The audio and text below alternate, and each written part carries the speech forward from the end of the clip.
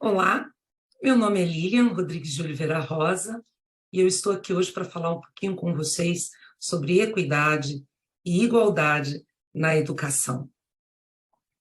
Vamos falar um pouco sobre os conceitos de igualdade e de equidade, conversar um pouquinho sobre as diretrizes nacionais para a educação étnico-racial, conversar um pouco sobre como nós podemos aplicar esses conceitos na revisão dos nossos PPPs. Vamos lá, então? Equidade e igualdade na educação, educação e relações étnico-raciais. Eu já parei para pensar sobre a diferença entre equidade e igualdade e qual a correlação entre esses dois conceitos? Pois bem, vamos começar falando do que elas têm em comum. Equidade e igualdade são valores essenciais para a formação, para a construção de políticas públicas voltadas para a justiça social no Brasil e para a construção da solidariedade. Não há solidariedade sem respeito às diferenças, sem a valorização das identidades, sem perder de vista, é óbvio, as questões universais. E aí entra o conceito de igualdade. Igualdade é um princípio universal, é um princípio da universalidade. Todos devem ser regidos pelas mesmas regras e devem ter os mesmos direitos e deveres. Por exemplo, na educação, todos têm direito à educação de qualidade. Este é um princípio de igualdade constitucional. Já a equidade, ela reconhece a existência de diferenças, ela observa que nós não somos todos iguais e busca ações afirmativas para ajustar esse desequilíbrio que existe.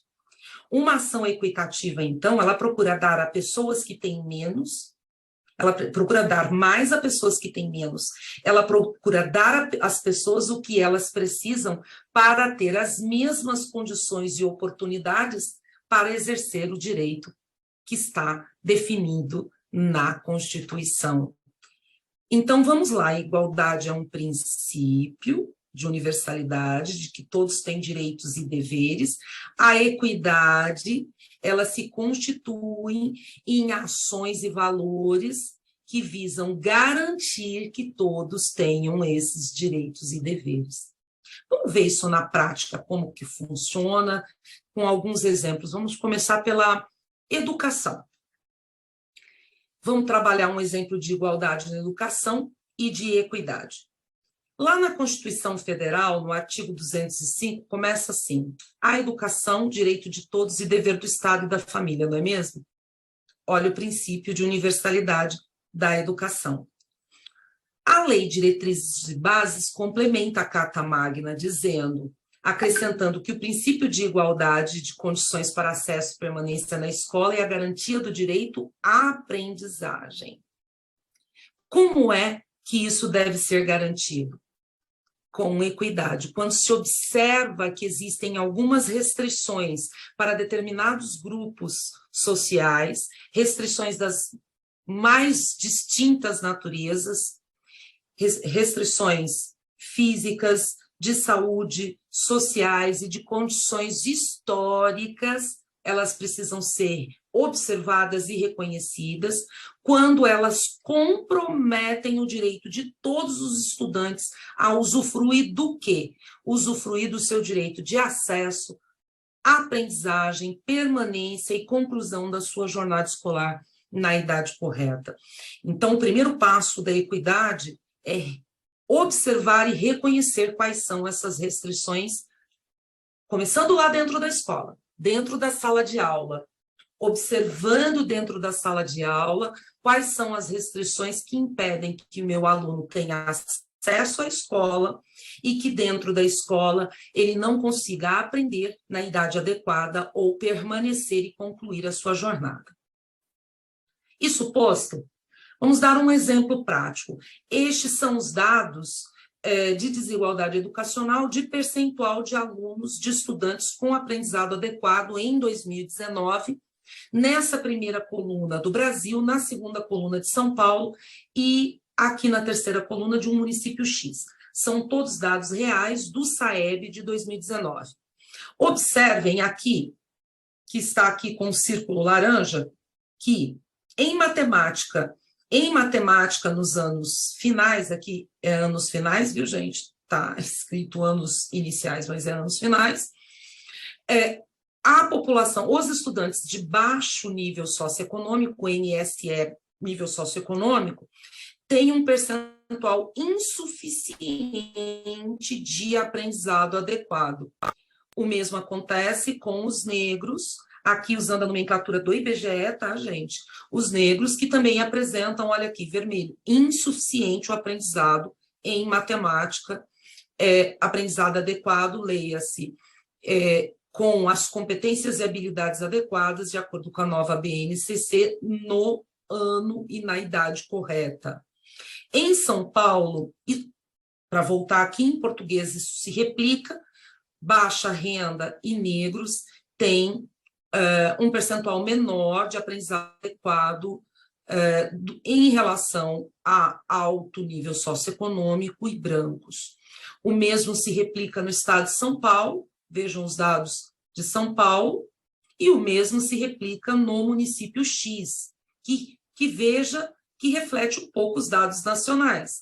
Observe que reflete um pouco os dados nacionais. O que esse painel está dizendo? Esse painel está dizendo que, do ponto de vista dos indicadores educacionais, mais especificamente dos relacionados à proficiência em língua portuguesa e matemática, há uma desigualdade de aprendizagem. Portanto, há algum tipo de restrição para que determinados grupos de estudantes tenham aprendizado adequado na idade correta. Neste caso aqui, ilustra-se os grupos de nível socioeconômico e étnico-racial. Se reconhecemos, observamos a existência da restrição, observamos o dado que indica o aprendizado, o baixo percentual de estudantes com aprendizado adequado nesses dois grupos. O que é necessário fazer para que esses grupos que estão aprendendo menos, para que esses alunos que estão aprendendo menos, tenham iguais, portanto, igualdade de direito de permanecer na escola e ter aprendizado adequado? Nós precisamos dar a eles essas condições. Por exemplo, identificar quais são esses alunos, oferecer recuperação no contraturno, atendimento individualizado, busca ativa, ir até a casa para identificar a realidade do aluno, enfim, uma série de ações que podem ser realizadas pela escola para ser esses dois tijolinhos aqui, ó, embaixo, que garantam a ele que ele passe a aprender adequadamente, corrigindo-se essas restrições que impedem o seu aprendizado.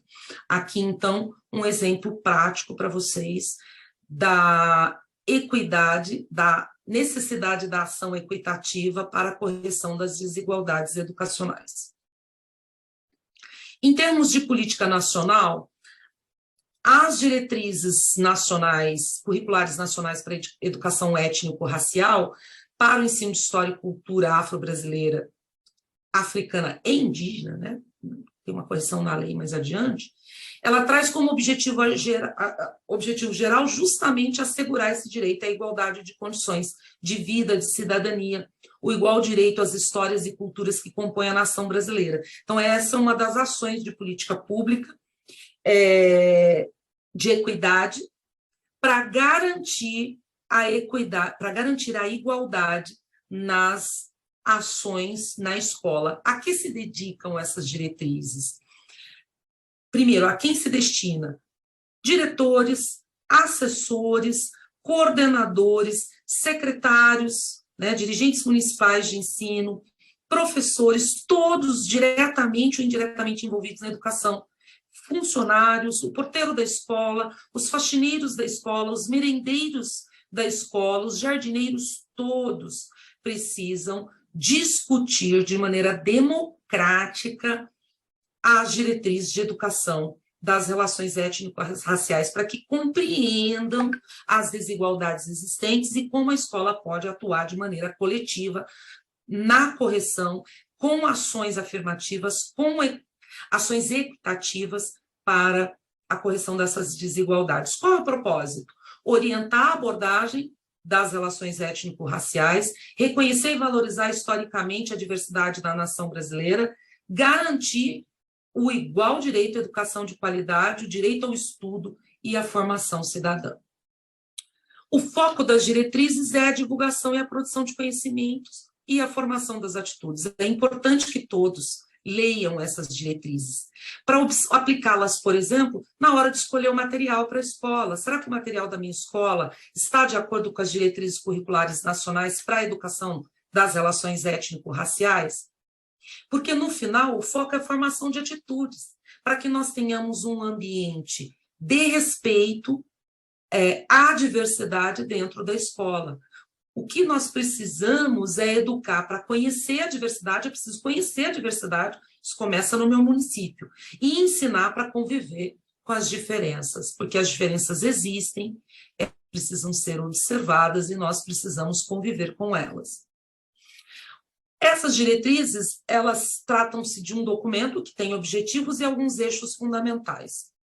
Um dos objetivos é garantir construir sistemas de ensino, instituição, conselhos de educação que estejam preparados para implementar processos pedagógicos para a implementação da Lei 10.639, que é a lei que aborda a obrigatoriedade do ensino da temática de História e Cultura Africana, e a 11.645, que altera a 10.639 e inclui também a obrigatoriedade da temática indígena. Como é a cultura afro-brasileira dentro do seu município? Como é a cultura indígena dentro do seu município? Você tem comunidades indígenas? Você tem comunidades tradicionais quilombolas? Como estão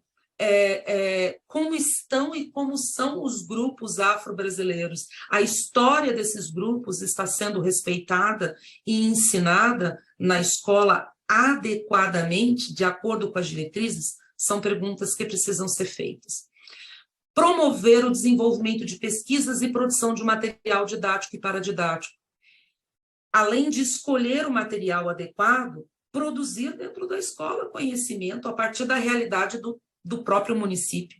Olhar para dentro do município e observar quais são as histórias relacionadas aos afrodescendentes, aos afro-brasileiros, e relacionados aos indígenas e outros grupos. Aqui a gente está focando na cultura afro-brasileira e indígena, mas nós estamos falando aqui, por exemplo, de ciganos. Muitas cidades brasileiras têm comunidades importantes de ciganos.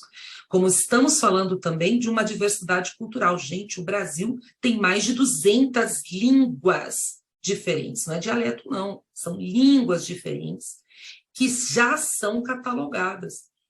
Vamos olhar para o nosso município e ver que parcela dessa diversidade nos cabe para fomentar o respeito e a valorização dessa diversidade, que é uma riqueza. Criar e consolidar agendas propositivas junto a gestores e técnicos na gestão educacional e municipal para garantir as condições adequadas das políticas afirmativas constantes da Lei 11.645. E os eixos de implementação? Primeiro, tem que fortalecer esse marco legal. Como é que a gente fortalece esse marco legal? Todo mundo precisa conhecer, tanto a Lei 10.639 quanto a Lei 11.645. Começa por aí o fortalecimento do marco legal. Segundo, política de formação de gestores e profissionais da educação. É um pouquinho o que nós estamos fazendo aqui hoje. É preciso discutir igualdade, é preciso discutir equidade e levar esses conceitos para a discussão da minha comunidade escolar e a minha comunidade local. Política de material didático e paradidático. Escolher bem, de acordo com as diretrizes, e produzir quando necessário. Gestão democrática e mecanismos de participação social. A gente vem falando muito de gestão democrática nos últimos tempos. É fundamental fortalecer todos os processos, instâncias e mecanismos de controle e participação social.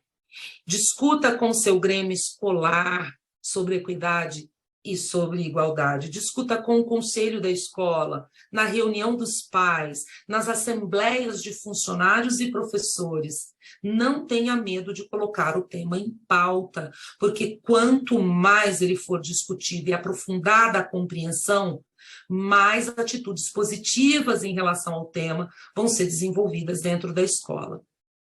Avaliação e monitoramento. É preciso ter indicadores de como estão as ações para mitigar a desigualdade educacional. Um indicador que eu mostrei é o percentual de aprendizagem adequada de acordo com o nível socioeconômico e étnico-racial. Monitorar isso, por exemplo, é saber, por meio da ficha de matrícula da sua escola, quantos alunos autodeclarados pardos e negros e quantos alunos com baixo nível socioeconômico você tem na escola. E olhar para as aprendizagens desse aluno. Tem diferença de aprendizagem por nível socioeconômico e por raça e cor? Olhe para isso, lembre-se, para ações equitativas eu preciso observar as restrições que existem no aprendizado. E para fazer essa observação, eu preciso conhecer os meus alunos, conhecer a realidade dos meus alunos. Condições institucionais. É preciso garantir rubrica orçamentária para que as ações afirmativas, as ações de equidade sejam realizadas na escola, no âmbito das redes, depois de observada a realidade dentro das escolas dos alunos e observadas as restrições de aprendizagem. É preciso garantir condições para que essas ações sejam executadas. E quando eu olho para a BNCC, gente, destaquei aqui para vocês 3 itens da BNCC sobre as relações étnico-raciais. O item 6, o que a BNCC diz? Desculpe. Deve-se valorizar a diversidade de saberes e vivências culturais.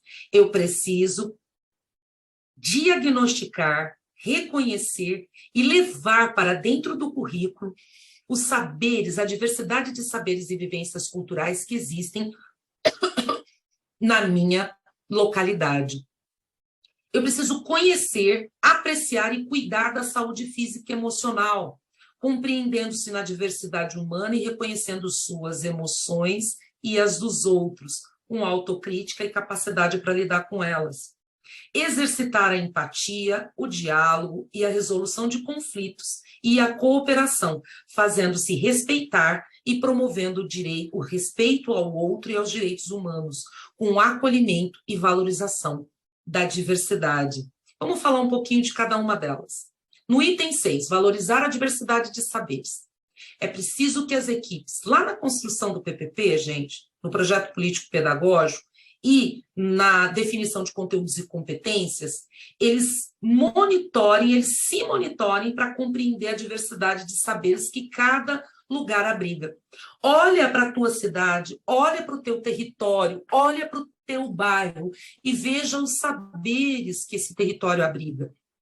Tenta levar esses saberes para dentro do currículo, para dentro da sala de aula.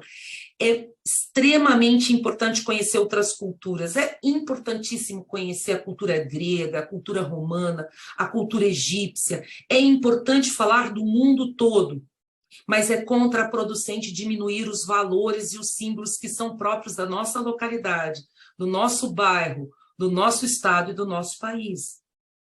Isso constrói cidadania ativa. Olha lá, o cidadão em formação deve se ver como parte colaborativa para a coletividade. E ele só se vê se ele estiver reconhecido, se reconhecer no currículo. Então, o aluno precisa se reconhecer no currículo para sentir-se pertencente a ele. No item 8, conhecer-se, apreciar-se e cuidar da sua saúde física e emocional. O que significa isso? Significa que o ambiente escolar não pode ser agressivo, não pode ser desrespeitoso. Nós devemos garantir que garantir valores que impeçam depreciações de todo tipo, pelo racismo, pela xenofobia e todo tipo de preconceito. O ambiente escolar precisa ser um ambiente tranquilo, um ambiente seguro para as diversidades. Fica uma pergunta para reflexão. Quais ações eu estou desenvolvendo dentro da minha escola para garantir que este ambiente seja seguro para os meus alunos crescerem com saúde física e emocional? Significa respeitabilidade entre os seres humanos, garantida no meio social, na sala de aula, no recreio, nos espaços urbanos. Observa lá como os alunos estão se tratando no recreio, como estão as relações desses alunos no recreio. Há um ambiente de respeitabilidade das diferenças, isso tudo é importante que seja observado. O 9, exercitar empatia, diálogo, resolução de conflitos e cooperação. Gente, existe uma pré-formação na sociedade cujo foco ainda não é empatia, ainda não é a ideia de se colocar no lugar do outro. Ter empatia por aqueles que não se parecem ou não pensam como eu. Isso ainda é uma coisa em construção na nossa sociedade. Mas nós precisamos começar por algum lugar, não é? Afinal, muitas vezes não há empatia por aqueles que pensam de maneira diferente ou são diferentes de mim, porque eu sou fruto de uma situação violenta, de mídias sem filtro ou crítica moral, que a criança cresceu nisso e não sabe lidar de outra forma com aqueles que pensam diferente, a não ser por meio da violência, tanto violência velada quanto a violência física e psicológica. Os gestores educacionais precisam conhecer as origens e a realidade do seu público, com acuidade, precisam conhecer bem, não é conhecer mais ou menos. E, a partir dessa realidade, planejar ações, projetos, atividades que desenvolvam empatia. É fundamental para que a nossa sociedade seja saudável, que nós possamos favorecer o aprendizado da empatia. Isso pode prevenir, por exemplo, o bullying ou o racismo na escola. Então, ações preventivas, a empatia é uma ação preventiva desse tipo de situação. Lá no projeto político-pedagógico é recomendação do MEC, que se formule os projetos políticos pedagógicos garantindo os meios para aplicar a educação para as relações étnico-raciais. O que precisa fazer? Precisa pensar o público, as circunstâncias de onde a escola se insere, ou seja, tem que olhar para o território, tem que conhecer o território, diagnosticar o território, e tem que pensar e diagnosticar as diferenças que se associam a esse conjunto de público. Diferenças que podem impactar ou oferecer algum tipo de restrição ao aprendizado. E aqui a gente foca sempre no aprendizado, né? Para vocês conhecerem um pouquinho as competências e habilidades específicas da BNCC a serem desenvolvidas no ensino fundamental em relação às ações afirmativas, eu quero sugerir para vocês o texto que está lá no site do MEC, a Base Nacional Comum Curricular e a Aplicação da Política de Educação das Relações Étnico-Raciais. Está aqui o link para acessar. Lá você vai encontrar por disciplina quais são as competências e habilidades específicas para essa área, já organizadas e facilitadas aí para você levar para o teu plano de ensino, levar para o teu PPP, tá? Aqui as referências, eu finalizo agradecendo e convidando a todos vocês que desenvolvam projetos e atuem para reduzir e diminuir no futuro as desigualdades educacionais, conversando, falando democraticamente sobre equidade e sobre igualdade na sala de aula e na escola. Um grande abraço a todos.